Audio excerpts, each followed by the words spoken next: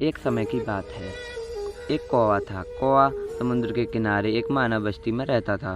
मानव बस्ती के पास रहने के कारण उसे खाने पीने की कोई कमी नहीं थी, जिससे वह हट्टा कट्टा और तंदुरुस्त हो गया था। कौवे को अपने शरीर पर बहुत घमंड था। वह सोचता था कि उसके समान बलशाली और कलाबाजी करने वाला कोई दूसरा नहीं है। एक बार कहीं से हंसों का झुंड समुद्र के किनारे आया। हंसों के सफ़ेद रंग और सुंदर शरीर को देखकर कौवा के मन में ईर्ष्या का भाव उत्पन्न हुआ। हंसों को नीचा दिखाने के उद्देश्य से कौवा हंसों के पास गया और हंसों के मुखिया से बोला, तुम लोग जिस तरह से उड़ते हो, क्या कोई पक्षी इस तरह से उड़ान भरता है? तुम्हें तो उड़ना ही नहीं आता। अगर तुम उड़ना सीखना है तो मुझसे सीखो। कौवा की बात सुनकर हंसों का मुखिया बोला, हाँ भाई, आप देखने में काफ़ी हष्ट-पुष्ट हो सकता है आप बहुत अच्छे कलाबाज और उड़ने में माहिर हो। हम तो बहुत दूर से आ रहे हैं और हमें कलाबाजियाँ नहीं आती, हमें तो सिर्फ उड़ना आता है।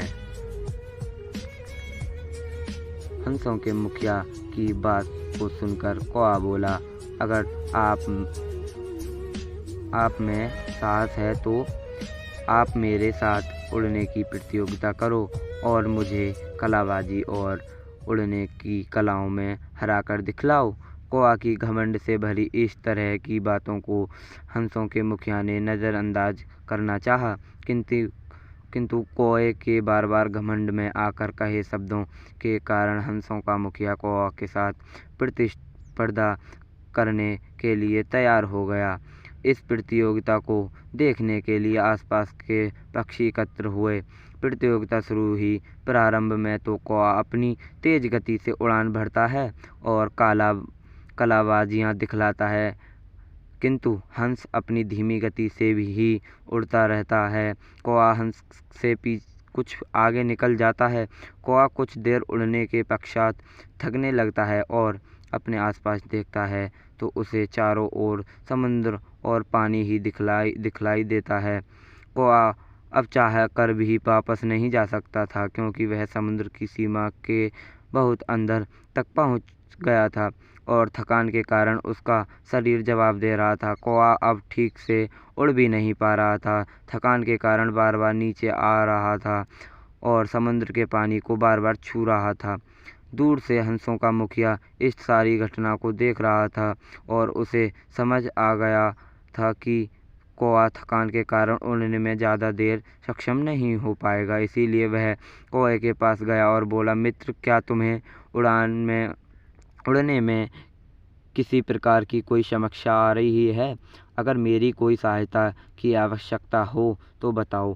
कौवा को अब तक बात समझ में आ चुकी थी कि उसके झूठे घमंड के कारण उसकी आज जान मुश्किल में है।